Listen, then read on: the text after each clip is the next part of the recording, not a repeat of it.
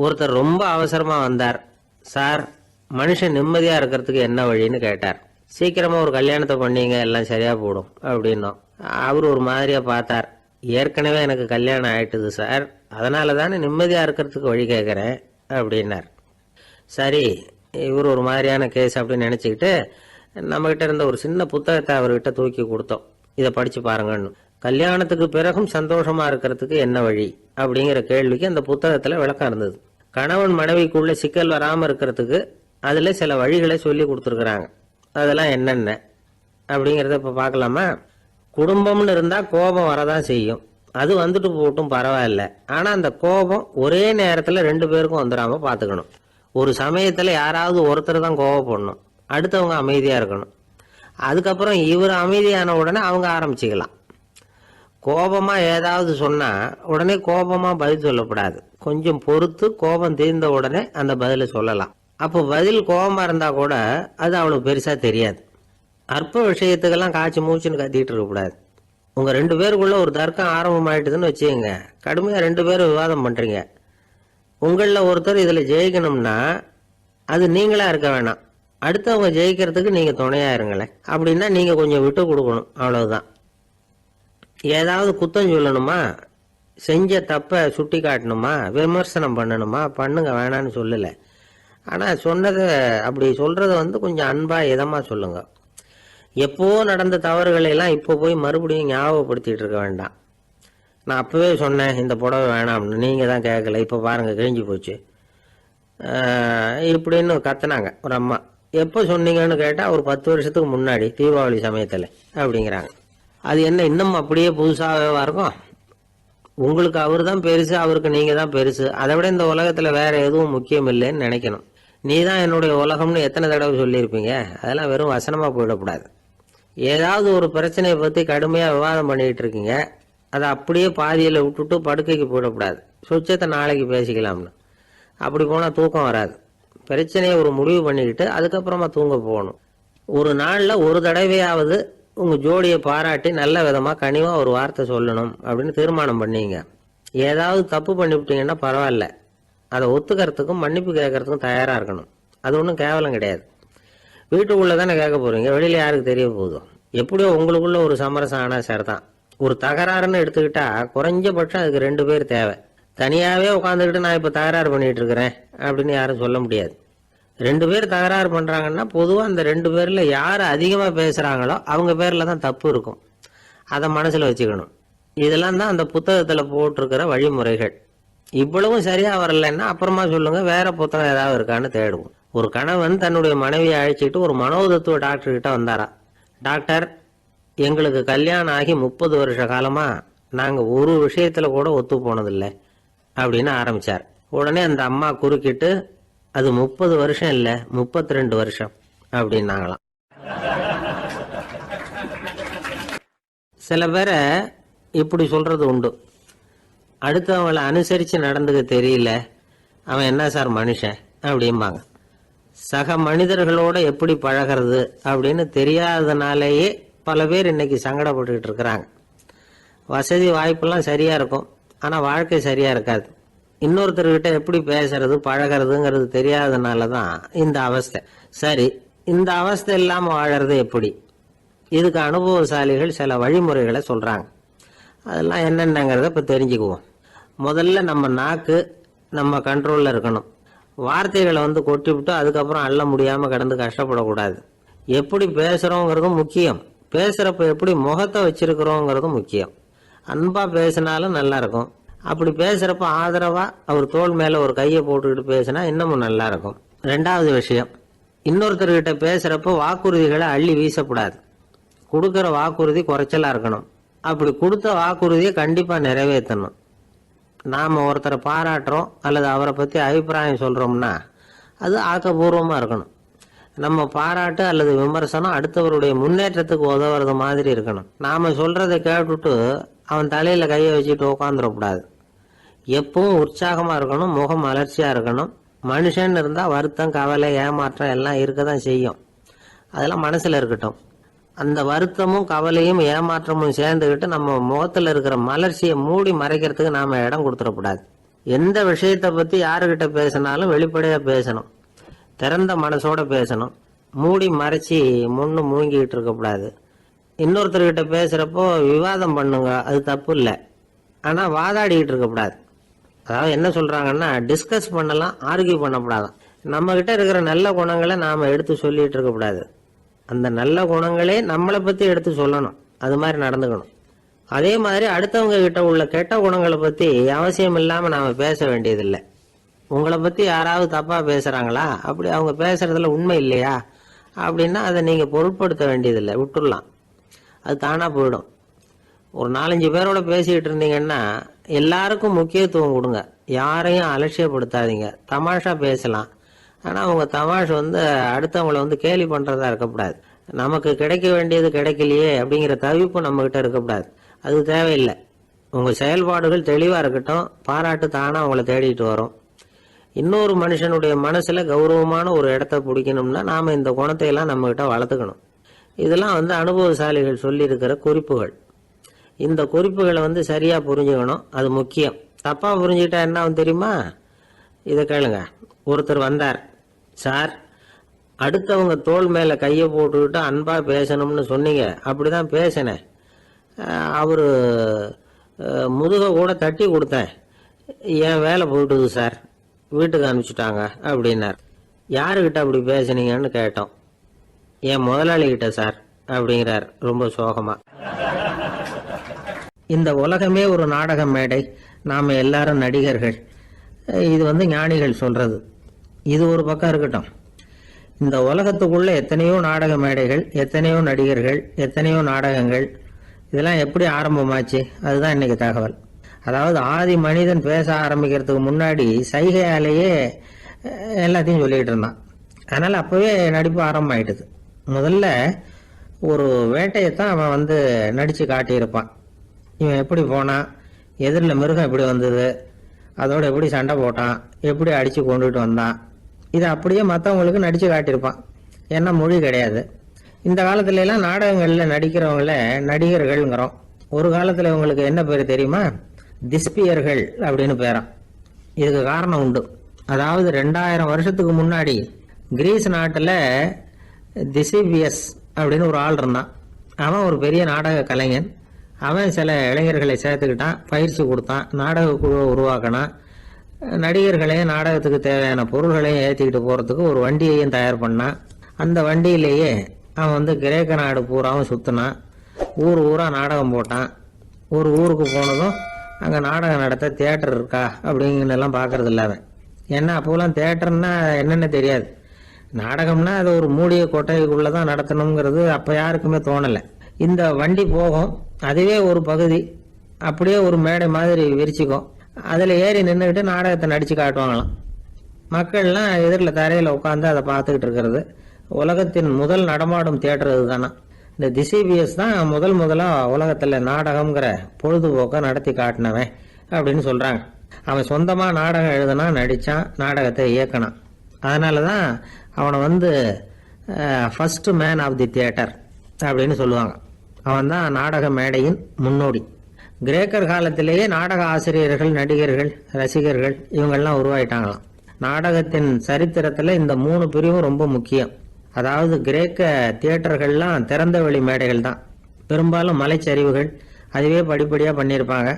கீழே அரைவட்ட வடிவில் மேடை, அதுக்கு ஆர்கெஸ்ட்ரான்னு பேர். பிற்காலத்தில் இதில் உட்காந்து இசைக்குழுவினர் வாய்ச்சதுனால இசைக்குழுவுக்கே ஆர்கெஸ்ட்ராங்கிற பேர் வந்துட்டுது. இப்போ கிரேக்க தியேட்டர்களில் ஒன்று, அதோட காலம் கிமு 340.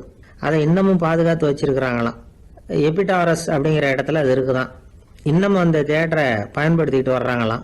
சிறந்த கிரேக்க நாடகங்கள்லாம் அங்கே நடிக்கிறாங்களாம். ஆரம்ப காலத்திலேயே கட்டணம் கிடையாது. அப்புறம் பின்னாடி தான் நுழைவு கட்டணம்லாம் அப்படியே வந்துட்டு தான். நடிகர்கள் பளபளப்பான ஆடைகள் உடுத்தியிருப்பாங்களாம். இந்த குதிகால் உயர்ந்த காலணிகள் போட்டிருப்பாங்களாம். இதெல்லாம் பழைய குறிப்புகள். பலவிதமான உருவங்களில் மாஸ்க் அப்படின்னு சொல்லப்படுற முகமூடி. அதனால ஒரே நடிகர் பல வேடங்களில் நடிக்கிறது உண்டான். ஆரம்பத்தில் பெண் நடிகர்கள் கிடையாது, எல்லாம் ஆண் நடிகர்கள் தான். ரோமானியர்கள் தான் முதல் நிரந்தர நாடக மேடையை கட்டினவங்க. அதுதான் முதல் தியேட்டர். கிமு 1048 காலகட்டத்தில் பாம்பிங்கிற நகரத்தில் அதை கட்டியிருக்கிறாங்களாம். கிரேக்க ரோமானிய தியேட்டர்களின் அடிப்படையிலேயே இந்த இத்தாலிய வடிவமைப்பாளர்கள் இந்த குதிரை லாட வடிவில் ஒரு ஆடிட்டோரியத்தை உருவாக்கினாங்களாம். இப்படி அதை பற்றி நிறைய தகவல் இருக்குது. 1576 லண்டனில் இந்த வின்ஸ்பர்ரி, அப்புறம் இந்த பில்ட்ஸில், அப்புறம் ஜேம்ஸ் இப்படிங்கிற ஒரு முயற்சியால் தான் இங்கிலாந்தில் முதல் தியேட்டர் உருவாச்சான். அப்படி ஒருத்தர் இருந்தாராம். உலக நாடக மேடையின் வரலாறு இதுதான். அதாவது இப்பெல்லாம் அறிவியல் வளர்ச்சி அதிகமாயிட்டுது, திரைப்படம் தொலைக்காட்சி எல்லாம் வந்தாச்சு. ஒவ்வொரு வீடுமே ஒரு குட்டி தியேட்டர் மாதிரி ஆயிட்டுது. தொலைக்காட்சி முன்னாடி உட்காந்து எழுந்திருக்கவே மனசு வர்றதில்லை. ஒரு அம்மா ஒரு மனோதத்துவ டாக்டரை தேடிட்டு வந்தாங்களாம் இந்த காலத்தில். டாக்டர், எங்கள் வீட்டுக்காரர் எப்போ பார்த்தாலும் டிவி முன்னாடி உட்காந்துக்கிட்டு அதையே வெறிச்சு பார்த்துக்கிட்டு இருக்கிறார், ஒத்து பார்த்துக்கிட்டு இருக்கார், எனக்கு சந்தேகமாக இருக்குன்னாங்களாம். இது மனக்கோளாறு இல்லைங்க, ஆர்வ கோளாறு, அவ்வளவுதான், இதுக்காக பயப்படாதீங்கன்னாராம் டாக்டர். அப்படி இல்லை டாக்டர், டிவி ஓடும் பொழுது நாம எல்லாம் அதை பார்க்குறோம் சரி, ஆனால் அவர் அப்படி இல்லை, டிவியை நிறுத்தினதுக்கு அப்புறமும் அதையே ஒத்து பார்த்துட்டு உட்காந்துருக்கிறார், அதனால தான் சந்தேகப்பட்டு உங்ககிட்ட வந்தேன் அப்படின்னாங்களாம். ஒரு சின்ன பையன் வந்தான். அவனை பார்த்து ஒரு கேள்வி கேட்டோம். ஏன்ப்பா உங்கள் வீட்டில் அம்மா புத்திசாலியா அப்பா புத்திசாலியா அப்படின்னு. அவன் அலட்சியமாக நம்மளை பார்த்து சிரிக்கிறான். என்ன சார் இது, இந்த காலத்தில் இது கூட தெரியாமல் இருக்கிறீங்களே அப்படிங்கிறான். ஒரு சின்ன பையன் நம்மளை பார்த்து இப்படி கேட்டு விட்டானே அப்படின்னு நினைக்கிறப்போ நமக்கு ஒரு மாதிரி ஆகிடும். அதுக்கப்புறம்தான் இந்த தாத்தா பாட்டிலாம் சொல்கிற ஒரு கதை ஞாபகத்துக்கு வந்தது. அது என்ன கதை தெரியுமா? ஒரு ஊரில் ஒரு அம்மாவும் பிள்ளையும் இருந்தாங்களாம். அந்த மகனுக்கு திடீர்னு தேசாந்திரம் போய் வரணும்னு ஆசை வந்துட்டுது. ஊராக போய் சுற்றி பார்க்கணுங்கிற ஆசை. அந்த அம்மாவுக்கு இது பிடிக்கல. மகனை பிரிஞ்சு இருக்கிறதுக்கு அவங்க மனசு இடம் கொடுக்கல. வேணாப்பான்னு சொல்லி பார்த்தாங்க, அவன் கேட்கல. திடீர்னு புறப்படவும் செஞ்சுட்டான். சரி, இனிமேல் அவனை தடுக்க முடியாதுன்னு முடிவு பண்ணிட்டாங்க அந்த அம்மா. இருந்தாலும் புத்திசாலித்தனமாக ஒரு யோசனை பண்ணாங்க. மகனை கிட்டத்தில் கூப்பிட்டாங்க. அவங்ககிட்ட சொன்னாங்க, இதை பாருப்பா, நீ தேசாந்திரம் போகிறதுன்னு தீர்மானம் பண்ணிவிட்ட, அதை நான் தடுக்கலை, போயிட்டு வந்துடும். ஆனால் போகிறதுக்கு முன்னாடி எனக்கு ஒரு வாக்குறுதி கொடுத்துட்டு போ அப்படின்னாங்க. போகிறப்போ ராத்திரியாக இருந்தாலும் பகலாக இருந்தாலும் சரி, புளிய மரத்து நிழலில் தான் தங்கணும். திரும்பி வர்றப்போ இரவும் பகலும் நீ வேப்ப மரத்து நிழல்லே தங்கணும் அப்படின்னாங்க. சரி, அப்படியே செய்கிறேன்னு சொல்லி வாக்குறுதி கொடுத்தான் பையன். புறப்பட்டு போனான். போகிற வழியில் புளிய மரத்து நிழல்லே தங்கினான், தூங்கினான். அப்படி போய்கிட்டே இருந்தான். 7வது நாள் அவன் உடம்பு சுகம் இல்லாமல் போயிட்டுது. ரொம்பவும் பலவீனமாயிட்டான். இனிமேல் நடக்க முடியாதுங்கிற நிலைமை வந்துட்டுது. யோசிச்சு பார்த்தான். சரி, இதுக்கு மேலே போக வேண்டாம் அப்படின்னு முடிவு பண்ணிட்டு திரும்பி வர ஆரம்பிச்சுட்டான். திரும்பி வர்றப்போ வழியில் வேப்ப மரத்து நிழல்லையே தங்கி வந்தான். நாளுக்கு நாள் உடம்பு சரியாக வந்துட்டுது. 7வது நாள் வீட்டுக்கு சேர்றான். உடம்பு பழையபடியே கலகலப்பாயிட்டுது. பூரண சுகம். தேசாந்திரம் போன பையன் திரும்பி வந்துட்டானே அப்படின்னு அந்த அம்மா ஆச்சரியப்படலை. ஏன்னா அவங்களுக்கு தெரியும் இப்படி ஆகும்னு. பையன் சீக்கிரமாக திரும்பி வரணுங்கிறதுக்காக தான் அவங்க அந்த யோசனையை சொன்னாங்க. என்ன விஷயங்கிறதையும் அவங்களே சொன்னாங்க. மகனே, புளிய மரத்து நிழல் உடம்புக்கு உஷ்ணத்தை கொடுக்கும், சீக்கம் உண்டாக்கும். அதனால் நீ தொடர்ந்து புளிய மரத்து நிழலில் தங்கினாவே நோய்க்கு ஆளாயிட்ட. அதனால் பயணத்தை முடிச்சுக்கிட்டு திரும்பி வரணுங்கிற முடிவுக்கு வந்துட்ட. திரும்பி வர்றப்போ நீ தங்கினது வேப்ப மரத்து நிழல். அது உடம்புக்கு குளிர்ச்சியை தரக்கூடியது, நோயை தீர்க்கக்கூடியது. அதனால் சுகமாக வீட்டுக்கு சேர்ந்துட்ட. உன்னோட தேசாந்திர பயணத்தை தடுக்கிறதுக்காக தான் இப்படி பண்ணினேன் அப்படின்னாங்களாம் அந்த அம்மா. பார்த்தீங்களா அம்மாவோட புத்திசாலித்தனத்தை? அப்பாவாக இருந்தால் இப்படியா பண்ணுவார்? ஒரு அப்பா பையன்கிட்ட 10 ரூபா கொடுத்து இதை எடுத்துக்கிட்டு அடுத்த ஊருக்கு போய் அங்கே இருக்கிற மாமா கிட்ட இதை கொடுத்துட்டு வாடா, வழியில் எங்கேயாவது மரத்தடியில் படுத்து தூங்கி விடாதே அப்படின்னு எச்சரிக்கை பண்ணி அனுப்புனாராம். பையனுக்கு எச்சரிக்கையாக வாழறது எப்படிங்கிறத கற்றுக் கொடுக்கறதுக்காக இப்படி பண்ணார். அவன் பணத்தை வாங்கிக்கிட்டு போனான். அப்பா சொன்னதை மறந்துட்டு ஒரு மரத்தடியில் படுத்து தூங்கிட்டான். அவனுக்கு தெரியாமல் அவன் பின்னாடியே போன அப்பா அவன் கையில் இருந்த அந்த 10 ரூபாயை நைஸாக எடுத்துகிட்டு வந்துட்டார். அவன் பையில் தானே வச்சுருந்தான், அது தெரியாமல் எடுத்துகிட்டு வந்துட்டார். அவன் தூங்கிக்கிட்டு இருக்கான். எடுத்துகிட்டு ஒரு மறுபடியும் வீட்டுக்கு வந்துட்டார். பையன் முழிச்சுக்கிட்டு பையை தடவி பார்க்குறான், பணத்தை காணும். அழுதுகிட்டே திரும்பி வந்தான். அப்பா கிட்ட விஷயத்த சொன்னான். அப்பா சிரிச்சுக்கிட்டே சொன்னார், அதுக்கு தான்ப்பா ஆரம்பத்திலேயே எச்சரிக்கை பண்ணினேன், இனிமேலாவது நீ ஜாக்கிரதையாக இருக்கணும் அப்படிங்கிறதுக்காக தான் இப்படி பண்ணினேன். அந்த பணம் எங்கேயும் போயிடல, நான் தான் அதை உனக்கு தெரியாமல் எடுத்து வச்சிருக்கிறேன். இதோ பாரு அப்படின்னு சொல்லிட்டு சைடு பாக்கெட்டில் கையை விட்டா அது ஓட்டையாக இருக்குது. அதை எவனோ ஏற்கனவே கத்திரிச்சு எடுத்துகிட்டு போயிட்டான். இப்போ அப்பா முகத்தில் அசடு வழிஞ்சுதான். ஒரு அரசனும் அமைச்சரும் ஒரு நாள் ரொம்ப சாவகாசமாக பேசிக்கிட்டு இருந்தாங்களாம். அரசன் அமைச்சரை பார்த்து ஒரு கேள்வி கேட்டிருக்கார். ஏங்க அமைச்சரே, ஆசை இல்லாத ஒரு மனுஷனால இருக்க முடியுமா அப்படின்னு.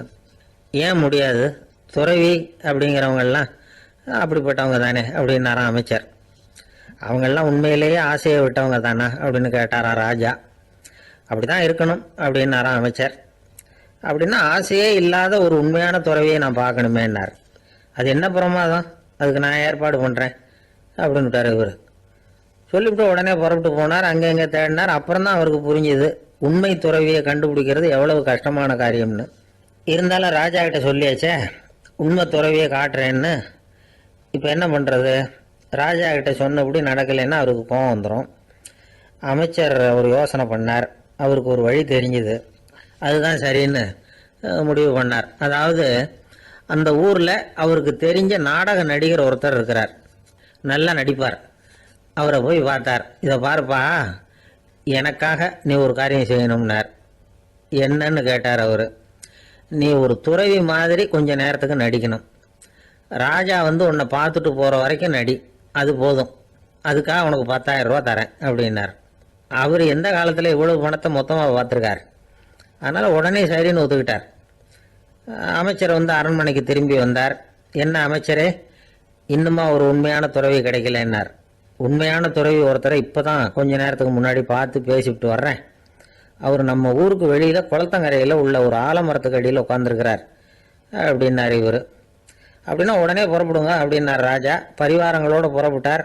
அங்கே அந்த மரத்தடியில் அந்த ஆள் வேஷம் போட்டுக்கிட்டு துறவி மாதிரி உட்காந்துருக்கிறான். ராஜா நேராக போனார். அந்த துறவி காலில் பொத்துன்னு விழுந்து வணங்கினார். உடனே ராணியும் அவர் காலில் விழுந்தாங்க. அடுத்தபடியாக அமைச்சர் விழுந்தார். அவருக்கு தெரியும் இது நம்ம ஆள் தான்னு. இருந்தாலும் என்ன பண்ணுறது, நேரம். அப்புறம் பரிவாரங்கள்லாம் துறவி காலில் விழுந்து ஆசீர்வாதம் வாங்கிட்டாங்க. ராஜா அப்புறமா தங்கத்தட்டில் பொண்ணையும் பொருளையும் வச்சு அந்த துறவிகிட்ட ரொம்ப பணிவாக நீட்டுறார். தாங்கள் தயவு பண்ணி இதை ஏற்றுக்கணும் அப்படின்னு வேண்டிக்கிட்டார். அந்த துறவி பற்றில்லாமல் அதை பார்த்தார். எல்லாத்தையும் திறந்துட்ட எனக்கு இதெல்லாம் எதுக்காக அப்படின்னு சொல்லி அதை மறுத்துட்டாராம். ஆஹா, உண்மையான துறவியை பார்த்துட்டோம் அப்படிங்கிற ஆனந்தம் அரசருக்கு. ரொம்ப நிம்மதியாக திருப்தியாக திரும்பி வந்தார் அரண்மனைக்கு. அதுக்கப்புறம் அமைச்சர் யாருக்கும் தெரியாமல் அந்த துறவிகிட்ட ஓடினார். சொன்ன பிரகாரம் பணத்தை நீட்டினார். இந்தப்பா, நான் உங்ககிட்ட சொன்னபடி 10,000 ரூபா பணம் எடுத்துக்கோ அப்படின்னார். அந்த ஆள் ராஜா கிட்ட சொன்னது மாதிரியே எல்லாத்தையும் திறந்துட்ட எனக்கு இதெல்லாம் எதுக்காக வேணாம் அப்படின்னு விட்டாரான். நடித்த வரைக்கும் போதும்ப்பா, இனிமேல் இந்த நாடக வசனம்லாம் வேணாம், வேஷத்தை கலைச்சிரு, பணத்தை வாங்கிக்கோன்னார். இல்லைங்க, இது வேஷம் இல்லை, இது வசனமும் இல்லை, இது உண்மை. கொஞ்ச நேரம் துறவி மாதிரி நடித்ததுக்கே இந்த தேசத்து ராஜா, ராணி, அமைச்சர், பரிவாரங்கள் எல்லாம் என் காலில் விழுந்து வணங்குறாங்க. அப்படின்னா உண்மையான துறவியாக இருக்கிறது எவ்வளவு பெருமையான விஷயம். நான் உண்மையான துறவியாக ஆக போகிறேன், அப்படி முடிவும் பண்ணிட்டேன் அப்படின்னார் அந்த நடிகர். வேஷம் கூட எப்படிப்பட்ட விளைவுகளை உண்டு பண்ணுது பார்த்தீங்களா. நம்மால் ஒருத்தன் ரொம்ப வசதியாக தான் இருந்தான். ஒரு நாள் அவன் சொத்து பூரா திருட்டு போட்டுது. அதுக்கப்புறம் இவன் துறவி மாதிரி ஆயிட்டான். ஊர் ஊராக சுற்றினான். ஒரு குருநாதரை தேடி கண்டுபிடிச்சான். அவர்கிட்ட சீடனாக சேர்ந்துக்கிட்டான். அவனை பார்த்து ஒருத்தர் கேட்டார், நீ உண்மையான சீடன் தானான்னு. இல்லைங்க, சீடன் மாதிரி நடிச்சுக்கிட்டு இருக்கிறேன் அப்படின்னா. அது குரு துரோகம் இல்லையா அப்படின்னு கேட்டார் அவர். இல்லைங்க, நான் பண்ணது குரு துரோகம் இல்லை, என் குரு பண்ணது தான் துரோகம். என்னுடைய பணத்தை கொள்ளையடிச்சது இவர் தான். அதை எங்கே வச்சிருக்காருன்னு கண்டுபிடிக்கிறதுக்காக தான் இவர்கிட்ட சீடனா சேர்ந்துருக்கிறேன் அப்படின்னானா. ஒரு ஆள் இருந்தான், நிறைய பணம் சம்பாதிச்சான். ஆனால் செலவு பண்ண மனசு வரல, கருமி. அவன் என்ன பண்ணா, சேர்த்த பணம் பூராவையும் ஒரு மரத்தடியில் புதைச்சி வச்சுருந்தான். வாரத்துக்கு ஒரு தடவை அந்த மரத்தடிக்கு வருவான். புதைச்ச இடத்த ஆவலோடு பார்த்துக்கிட்டு இருப்பான். அதுக்கப்புறம் போயிடுவான். அவ்வளவுதான். ஒரு நாள் ஒரு திருடன் வந்தான். இவன் புதைச்சி வச்சுருந்ததெல்லாம் எடுத்துகிட்டு போட்டான். இது தெரிஞ்சு போச்சு. அந்த கருமி புலம்ப ஆரம்பிச்சிட்டான். இவன் புலம்பலை கேட்டதும் அக்கம் பக்கத்தில் இருந்தவங்கெல்லாம் ஓடி வந்தாங்க.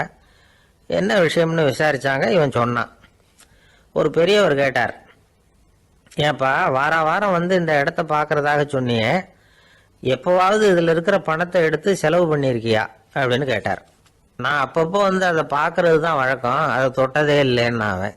சரி அப்படின்னா இப்போவும் நீ அதே மாதிரி வாரம் ஒரு தடவை இந்த இடத்த பார்த்துட்டு போகலாமே அப்படின்னாராம் அந்த பெரியவர். அதுவும் சரிதானே, எவ்வளவு காலமானாலும் அவன் அந்த பணத்தை எடுத்து செலவு பண்ண போறதில்ல. அப்படி இருக்கிறப்ப உள்ளே பணம் இருந்தாலும் ஒன்று தான், இல்லாமல் போனாலும் ஒன்று தான். இதிலிருந்து என்ன புரியுதுன்னா, ஒருத்தர்கிட்ட இருக்கிற பணத்தை கொண்டு அவர் பணக்காரரா ஏழையா அப்படின்னு முடிவு செய்கிறது சரியில்லை. அந்த செல்வத்தை அனுபவிக்கிற திறன், பயன்படுத்துகிற திறன், அதை வச்சு தான் அவர் ஏழையா பணக்காரரா அப்படிங்கிறத நிர்ணயம் பண்ணணும். அதுதான் சரி. செலவு பண்ண தெரியாதவன் சேகரம் பண்ணிகிட்டே இருக்கிறதுனால என்ன பிரயோஜனம்? தலைமுடியே இல்லாதவன் தாராளமாக சீப்புகளை வாங்கி சேகரம் பண்ணுறது மாதிரி தானே இது. சில சமயம் செலவு பண்ண நாம் தயாராக இருந்தால் கூட அந்த செல்வம் நமக்கு பயன்படுறதில்ல. அரேபியாவில் ஒரு நகை வியாபாரி விலை உயர்ந்த முத்துக்களை எல்லாம் அவர் வச்சு வியாபாரம் பண்ணிக்கிட்டு இருந்தார். அவர் ஒரு சமயம் ஒரு பாலைவனம் வழியாக போயிட்டு இருக்கிறார் ஒட்டகத்தில். அப்போ திடீர்னு கடுமையான புயல் வீச ஆரம்பிச்சுட்டுது. திசை தவறி இவர் எங்கேயோ வந்துட்டார். கூட வந்தவங்களையும் காணலை, எங்கே போனாங்களோ தெரியல. இவர் ரொம்ப பயந்து போய் அங்கேயும் எங்கேயுமா அலைஞ்சு திரியிறார். வழியே தெரியல, பசி கடுமையாயிட்டுது. ஒட்டகத்து முதுகில் ஒரு மூட்டை இருந்தது, அதை பிரித்து பார்த்தார். உள்ளே ஏதாவது இருக்கான்னு தேடி பார்க்குறார். அது வரைக்கும் கண்ணில் தட்டுப்படாத அபூர்வமான ஒரு பை கண்ணில் பட்டுது. ஆஹா, அதில் ஏதாவது சாப்பிட்றதுக்கு இருக்கும் அப்படின்னு நினச்சி ஆவலாக அதை பிரித்து பார்க்குறார். அந்த பையில் விலை உயர்ந்த முத்துக்கள் நிறைய இருந்துதான். அப்போ தான் அவர் நினச்சாராம், விலை உயர்ந்த முத்துக்கள் கூட சாப்பிட்றதுக்கு உணவாக முடியாது அப்படிங்கிறத புரிஞ்சுக்கிட்டாராம். எந்த நேரத்தில் எது நமக்கு தேவையோ அது நமக்கு தாராளமாக கிடைக்கணும். அப்படி அது கிடைக்கிறதுக்கு நம்மக்கிட்ட இருக்கிற செல்வம் பயன்படணும். அது நமக்கும் பயன்படலாம், நம்ம மூலமாக அடுத்தவங்களுக்கும் பயன்படலாம். அதுதான் செல்வத்தின் பயன். ஒரு மரத்தடியில் ஒருத்தன் உட்காந்து அழுதுகிட்டு இருந்தான். அந்த பக்கமாக வந்த இன்னொருத்தன் ஏப்பா அழுதுகிட்டு இருக்கிறேன்னு கேட்டான். இந்த இடத்துல தான் பூமிக்கு அடியில் பணம் இருக்குது, புதைச்ச இடம் தெரியல, அதான் அழறேன் அப்படின்னா. நல்லா ஞாபகப்படுத்தி பாரு, எந்த இடத்துல புதைச்ச அப்படின்னு கேட்டான் இவன். அது எப்படி எனக்கு தெரியும், புதைச்சி வச்சிருக்கிறவன் நான் இல்லையே, எங்கள் எழுத்து வீட்டுக்காரன் அப்படின்னானா இவன். அந்த ஆள் என்னை கண்ணா பண்ணான்னு திட்டி விட்டான் சார், அதை நினச்சா எனக்கு ரொம்ப வருத்தமாக இருக்கு அப்படின்னு சொல்லி கவலைப்பட்டார் ஒருத்தர். இதில் கவலைப்படுறதுக்கு என்ன இருக்குது அப்படின்னார் ஒரு பெரியவர். அவர் ஒரு மகான். என்ன சார் இப்படி சொல்கிறீங்க, ஒருத்தர் நம்ம பார்த்து திட்டுனா வருத்தமாக இருக்காதா அப்படின்னார். அது எப்படி வருத்தமாக இருக்கும், திட்டுறதுங்கிறது என்ன, அது வெறும் சத்தம் தானே அப்படின்னார் அந்த பெரியவர். நம்ம ஆளுக்கு தலையை பிச்சுக்கலாம் போல இருந்தது. இருக்காத அப்படின்னா நமக்கு அப்படி தானே தோணுது. அந்த பெரியவர் சொல்கிறது ரொம்ப பெரிய விஷயம். அதை நாம் புரிஞ்சிக்க முயற்சி பண்ணலாம்னா நடைமுறை வாழ்க்கைக்கு அது ஒத்து வர்றது மாதிரி தெரிய மாட்டேங்குது. இருந்தாலும் அந்த பெரியவர் அதுக்கு என்னதான் விளக்கம் கொடுக்குறாருன்னு பார்ப்போமே. ஒரு ரயில் போயிட்டுருக்கு, அதில் ஒரு சாது போயிட்டுருக்கார். அந்த ரயில் அவர் ஹரித்வாரம் போயிட்டுருக்கார். அவர் ரயிலில் ஏகப்பட்ட கூட்டம். நம்ம ஊர் ரயில் கேட்க வேணும், டிக்கெட் வாங்கிட்டு கொஞ்சம் பேர், வாங்காத கொஞ்சம் பேர். அது என்னத்துக்கு அனாவசியமாக டிக்கெட் அப்படிங்கிற நினப்பில் பாதி பேர். இந்த கூட்டத்துக்கு மத்தியில் அந்த சாதுவும் போயிட்டுருக்கிறார். உட்கார்றதுக்காக இருந்த இடத்துல ஒரு ஆள் படுத்துருக்கிறான், கொஞ்சம் முரட்டு ஆசாமி. அவன் காலு பக்கத்தில் கொஞ்சோண்டு இடம் பாக்கி இருந்தது. அந்த இடத்துல இந்த சாது உட்காந்துருந்தார். மெதுவாக உட்காந்துக்கிட்டார் போய். ஆனால் அந்த ஆள் ராத்திரி பூரா இவரை காலால் உதச்சிக்கிட்டே இருக்கிறான். அது இவருக்கு ரொம்ப அவமானமாக பட்டுது. அதனால் துக்கம் ஏற்பட்டது. இருந்தாலும் அதை ஒரு மாதிரியாக சகிச்சுக்கிட்டே இவர் சேர்ந்தார். பொழுது விடிஞ்சது. அந்த சாது ஹரித்வார் சேர்ந்தார். அங்கே ஒரு பெரிய ஞானியை சந்தித்தார். ராத்திரி ரயிலில் அந்த ஆள் உதைச்சதையும் அதனால் தனக்கு ஏற்பட்ட துக்கத்தையும் இந்த சாது அந்த ஞானிகிட்ட சொன்னார். சொல்லிவிட்டு, ஏன் சுவாமி, எனக்கு துக்கம் ஏற்பட்டதே அது தப்பா அப்படின்னு கேட்டார். தவறுதான் அந்த ஞானி. உனக்கு இன்னமும் தேக அபிமானம் போகலைங்கிறது தான் அது காட்டுது. அஷ்டாவக்கிரர் என்ன சொல்றார் தெரியுமா, உண்மையான ஞானி யாராவது தன்னை வந்தனை செய்தால் அதற்காக சந்தோஷப்பட மாட்டார், யாராவது நிந்தனை செய்தால் அதற்காக வருத்தப்பட மாட்டார் அப்படின்னு சொல்றார். நிந்தனைங்கிறது ஒரு ஒலி தான். தேகாபிமானம் இருக்கிற வரைக்கும் இந்த ஒலி நம்மளை வேதனைப்படுத்தும். நான் தேகம் இல்லை, ஆத்மா அப்படிங்கிற நினைவு இருந்தால் இந்த ஒலி நம்மளை பாதிக்காது. மனு என்ன சொல்றார் தெரியுமா? ஒரு சாதகன் பாராட்டுதலை விஷம்னு நினைச்சு பயப்படணும், அவமானத்தை அமிர்தம்னு நினைச்சு சந்தோஷப்படணுங்கிறார். அவமானப்பட்டா கவலைப்படாம எப்படி இருக்க முடியும் அப்படின்னு தான் நமக்கு தோணும். அதனாலதான் நம்மள யாரும் இதுக்கு உதாரணமா யாரையும் காட்ட முடியல. புத்தரையும் கபீரையும் உதாரணமா காட்டுறாங்க. அவங்களுக்கெல்லாம் அவமானம் ஏற்பட்டப்போ கவலையே படலையாம். புத்தரை அவமானப்படுத்தணுங்கிறதுக்காக கௌசாம்பி ராணி ஒரு இளம் பெண்ணை கொலை பண்ணி சடலத்தை புத்தர் குடிசைக்கு முன்னாடி போட சொன்னார். போட்டாங்க. புத்தர் தான் அந்த பொண்ணை கெடுத்து கொலை பண்ணி விட்டாருன்னு எல்லாரும் நினைச்சாங்க. ஆனா புத்தர் இதை பத்தி கவலையே படல. அப்புறமா உண்மை தெரிஞ்சதும் புத்தர் புகழ் இன்னும் அதிகமாயிட்டது. ஒரு பெரிய சபையில ஒரு மோசமான பொண்ணு நுழைஞ்சு தனக்கும் கபீருக்கும் சம்பந்தம் உண்டுன்னு சொன்னா கபீர் கவலைப்படல. அவங்க மாதிரியெல்லாம் நாமளும் இருக்க கத்துக்கணும். நிந்தனை, அபகீர்த்தி, அவமானம் எல்லாம் ஆண்டவன் கொடுக்கிற பிரசாதம்னு நினைக்கணும் அப்படின்னு சொல்றார் அந்த ஞானி. இதை கேட்ட இந்த காலத்து ஆசாமி ஒருத்தர், நான் கூட அப்படிதான் சார், யாராவது அவமானப்படுத்தினா கவலைப்பட மாட்டேன். நேத்து கூட ஒருத்தர் என்ன பலார்னு அரைஞ்சுட்டார், நான் கொஞ்சம் கூட கவலைப்படலை, பேசாம வந்துட்டேன்னார். ஏன் அப்படி வந்துட்டீங்க அப்படின்னு. அவர் அரைஞ்சதுலேயும் ஒரு அர்த்தம் இருந்தது, அதனால தான் அப்படி வந்துட்டேன்னார். ஏன் அரைஞ்சாருன்னு கேட்டேன். 10 வருஷத்துக்கு முன்னாடி 15 ரூபா அவர்கிட்ட கடன் வாங்கினேன், அதை கேட்டு கேட்டு பார்த்துட்டு கடைசியாக தான் அரைஞ்சார் அப்படின்னார். ஆண்டவனுடைய பிரசாதம் இவருக்கு அடிக்கடி கிடைக்கும் போல இருக்கு. ஒரு பல்கலைக்கழகம், அங்கே ஒரு இலக்கிய பேராசிரியர், அவர் பாடம் நடத்திட்டு இருந்தார். ராபர்ட் ப்ரௌனிங் எழுதிய கவிதைகளை பற்றி சொல்லிட்டு இருக்கிறார். மாணவர்களும் ரொம்ப அக்கறையாக அதை கேட்டுக்கிட்டு இருக்கிறாங்க. ஒரு குறிப்பிட்ட கவிதையை பற்றி சொல்லும் பொழுது அந்த பேராசிரியருக்கே ஒரு சந்தேகம். அதாவது அந்த கவிதையின் சரியான அர்த்தம் என்னங்கிறதுல சந்தேகம். பேராசிரியர் யோசனை பண்ணார். அந்த கவிதையை முழுசா புரிஞ்சுக்க முடியல. அதனால மாணவர்களை பார்த்து சொன்னார், மாணவர்களே, ஒரு நாள் பொறுத்துங்க, இந்த கவிதையை எழுதின கவிஞர் எங்க வீட்டுக்கு பக்கத்துல தான் இருக்கிறாரு. இன்னைக்கு சாயந்தரம் நான் அவரை நேரிலேயே போய் பார்க்கறேன். பார்த்து இதுக்கு என்னங்க அர்த்தம்னு கேட்டுட்டு வந்துடுறேன், அதுக்கப்புறம் உங்ககிட்ட சொல்றேன் அப்படின்னாராம். அன்னைக்கு சாயந்தரமே அந்த பேராசிரியர் கவிஞரை தேடிட்டு போயிட்டார். கவிஞர் அவங்க வீட்டில் அவர் பாட்டு உட்காந்துருந்தாராம். இவர் போய் அவர் முன்னாடி உட்காந்தார். அப்புறம் கேட்டார், ஐயா, அந்த கவிதையின் முழு பொருள் என்னன்னு தெரிஞ்சுட்டு போறதுக்காக வந்திருக்கிறேன் அப்படின்னாராம். எந்த கவிதை அப்படின்னாராம் அவரு. இவர் அந்த கவிதையை சொல்லியிருக்கார். கவிஞர் கொஞ்சம் யோசனை பண்ணிவிட்டு அப்புறம் சொன்னாராம், பேராசிரியரே, நீங்க கொஞ்சம் தாமதமா வந்துட்டீங்கன்னாராம்.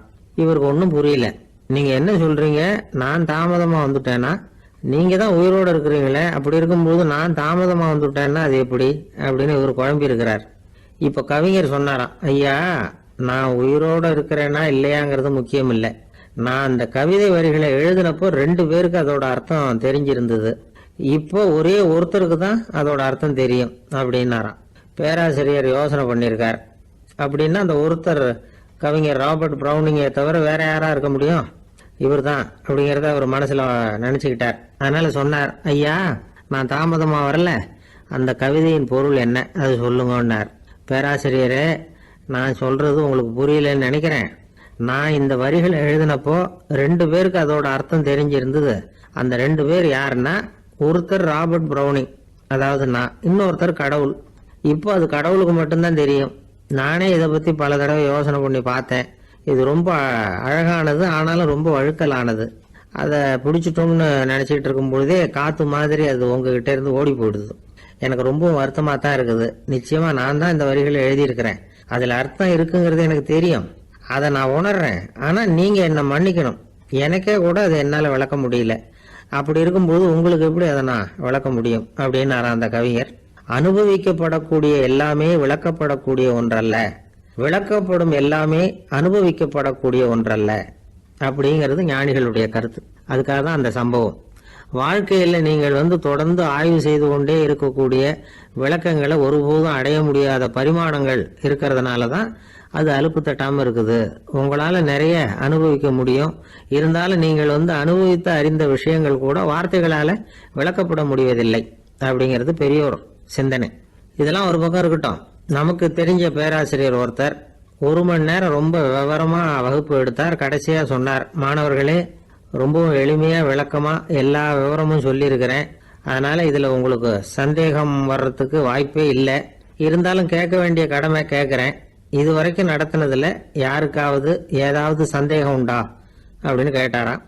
எனக்கு ஒரே ஒரு சந்தேகம் தான் சார் அப்படின்னு எழுந்திரிச்சு நிற்கிறான் ஒருத்தன். என்னன்னு கேட்டாராம். இது வரைக்கும் நீங்க என்ன பாடம் சார் நடத்துனீங்க அப்படின்னானா அவன். அம்மாக்காரங்களுக்கு அடிக்கடி ஏற்படுற கவலை ஒன்று உண்டு. அதாவது குழந்தை சரியா சாப்பிட மாட்டேங்குதே அப்படிங்கிற கவலை. இவங்கெல்லாம் ஒரு விஷயத்த நல்லா புரிஞ்சுக்கணும். குழந்தைகள்ங்கிறவங்க பெரியவங்க மாதிரி இல்லை. அவங்க கடிகாரத்துல மணியை பார்த்துட்டு சாப்பிட்றதுக்கு உட்கார்ற ரகம் கிடையாது. பசிச்சா சாப்பிடுவாங்க, இல்லைன்னா விளையாடுவாங்க அல்லது தூங்குவாங்க. அது புரியாம அவங்கள கட்டாயப்படுத்தி அல்லது மிரட்டி சாப்பிட வைக்கிறது ரொம்ப தப்பு. ஒரு 8 மாச குழந்தைக்கு 3 மணி நேரத்துக்கு ஒரு தடவை பசிக்கும். அந்த நேரம் பார்த்து சாப்பாடு கொடுத்தா அடம் பண்ணாம அது பாட்டுக்கு சாப்பிட்றோம். அதே குழந்தைக்கு 1 வயசு ஆகிறப்போ 4 மணி நேரத்துக்கு ஒரு தடவை பசிக்கும். இந்த வயசுல இயற்கையாவே பசி குறைஞ்சிருக்கும். அது புரியாம என் குழந்தை முன்னாடி மாதிரி இப்ப சரியா சாப்பிட மாட்டேங்கிறான் அப்படின்னு சில பேர் டாக்டர் கிட்ட போய் சொல்லிக்கிட்டு இருப்பாங்க. இன்னொரு விஷயம், ஒரு குழந்தைக்கு வயசு அதிகமாகிற வேகத்துக்கு உடம்பு எடையும் அதிகமாகிக்கிட்டே போவாது. உடம்பு எடை அதிகமாகிற வேகம் குறைஞ்சிக்கிட்டே வரும். 6 மாச குழந்தைக்கு ஒரு வாரத்துல 150 கிராம் எடை கூடும். ஒரு வயசுல வாரத்துக்கு 71 கிராம் எடை கூடும். இது புரியாம அதிகமா சாப்பாட்டை கொடுத்து குழந்தைய கஷ்டப்படுத்தக்கூடாது. ஏன்னா அளவுக்கு மீறின உணவு அஜீரணத்தை உண்டு பண்ணிவிடும். குழந்தைக்கு ஒரு தட்டில் கொஞ்சமா ஆகாரத்தை வச்சு கொண்டுட்டு போய் கொடுக்கணும். மலை மாதிரி குவிச்சு வச்சா அதை பார்த்ததுமே பசி அடங்கி போயிடும். அடிச்சு மிரட்டி பயமுறுத்தி குழந்தைய சாப்பிட வைக்கிற பழக்கம் இருக்கு பாருங்க, அதுக்கு ஃபுட் ஃபோர்ஸிங் அப்படின்னு பேரு. இப்படி பண்ணுனா குழந்தைக்கு சாப்பாட்டுல விருப்பம் குறைஞ்சிரும், அதை கண்டாவே வெறுக்க ஆரம்பிச்சிடும். அது மாதிரி உளம் சார்ந்த பசி குறைவு, சைக்கோஜெனிக் அனோரெக்சியா, அது ஏற்படுமா. சாப்பாடுங்கிறதே ஒரு தண்டனை மாதிரி தோணும். குழந்தைகளுக்கு பிடிச்ச மாதிரியான ஆகாரத்தை கொடுக்கணும். சத்து அதிகம் இருக்குங்கிறதுக்காக அதுக்கு பிடிக்காத ஆகாரத்தை கொடுத்து கட்டாயப்படுத்தக்கூடாது.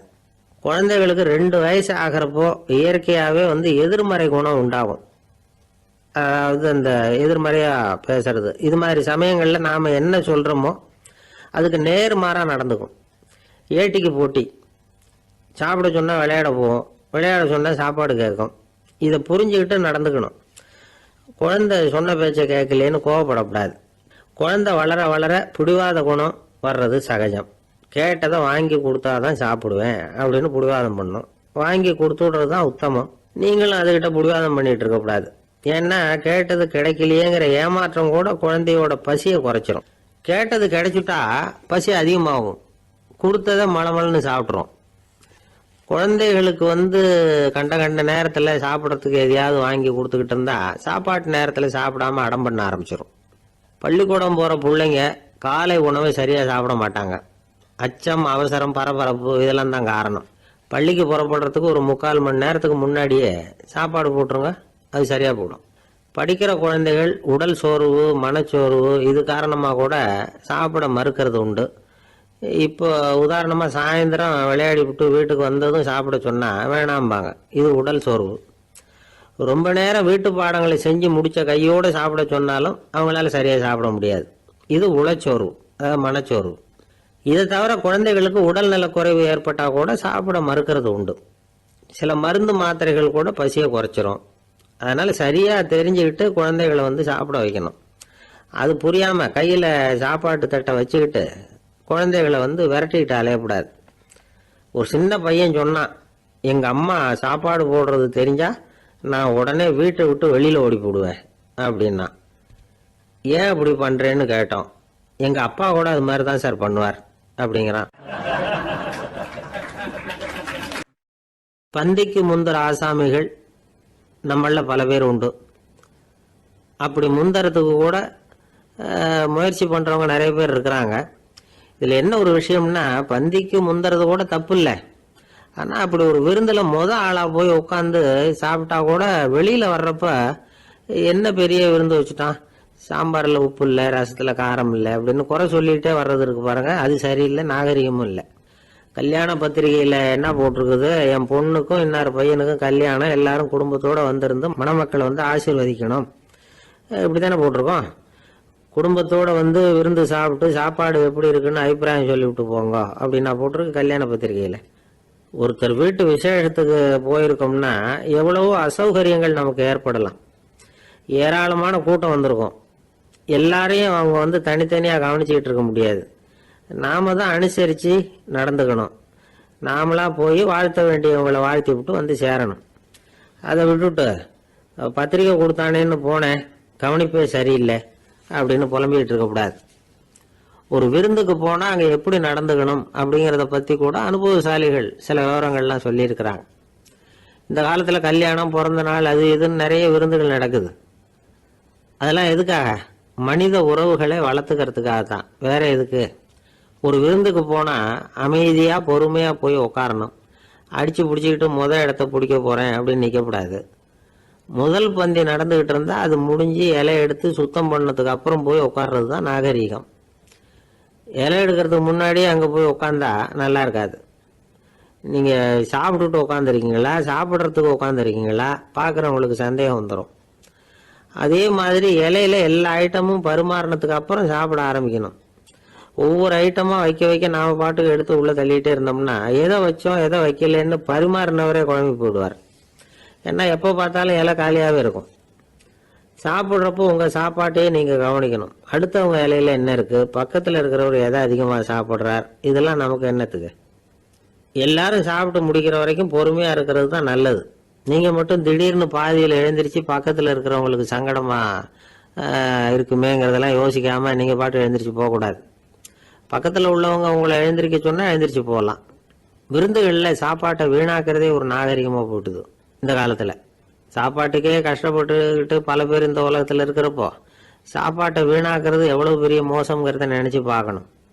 வேணுங்கிற அளவுக்கு கேட்டு வாங்கி சாப்பிட்றது தான் முறை. விருந்தில் இந்த பஃபே அப்படின்னு சொல்லி ஒரு முறை சொல்கிறாங்கல்ல, அதாவது உணவு வகைகளையெல்லாம் பொதுவாக ஒரு இடத்துல வச்சுடுறது, நமக்கு தேவையானதை நாமே எடுத்து ஒரு தட்டில் போட்டுக்கிட்டு சாப்பிட வேண்டியது. இதில் கூட சில பேர் தேவைக்கு அதிகமாக எடுத்து போட்டுக்கிட்டு வீணாக்குறாங்க.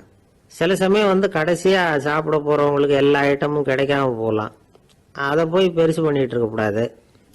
என்ன சார் இந்த அளவுக்கு கூடவா நாகரிகம் தெரியாமல் இருக்கிறோம், இதை போய் பெருசாக சொல்ல வந்துட்டீங்களே அப்படின்னு நினைக்கலாம்.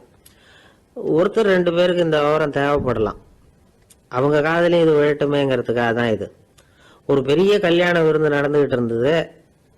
விருந்து மண்டபத்து வாசலில் ஒருத்தர் நின்றுக்கிட்டு வர்றவங்களையெல்லாம் ரொம்ப மரியாதையாக வணங்கி உள்ளே அனுப்பி வச்சுக்கிட்டு இருந்தார். எப்படி தெரியுமா? வர்றவங்க கையெல்லாம் பிடிச்சி முத்தம் கொடுத்து அதுக்கப்புறம் உள்ளே அனுப்பி வச்சுக்கிட்டு இருந்தாராம். கூட்டம்லாம் முடிஞ்சதுக்கப்புறம் அவர்கிட்ட போய் கேட்டிருக்கிறாங்க, சார் நானும் எவ்வளவோ விருந்துகளுக்கு போயிருக்கிறேன், இருந்தாலும் இவ்வளவு மரியாதையாக வர்றவங்க கைக்கெல்லாம் முத்தம் கொடுத்து வரவேற்கிறத இங்கே தான் பார்க்குறேன் அப்படின்னு சொன்னாங்க. அதுக்கு அவர் சொன்னார், அட போங்க சார், நான் முத்தம் கொடுக்கல, முந்தின பந்திக்கு வந்து சாப்பிட்டவங்களே அடுத்த பந்திக்கும் வர்றாங்களான்னு மோந்து பார்த்து அனுப்பி வச்சுக்கிட்டு இருந்தேன் அப்படின்னார்.